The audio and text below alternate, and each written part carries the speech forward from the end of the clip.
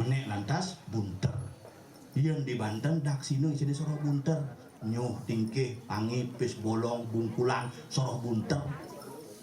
Makanya harus ngangon pis, harus ngangon taluh, harus ngangon pis bolong, sedari ngopis kertas karena simbol windu. Kenapa pis bolong? Bukan ada hubungan jak Cina sing.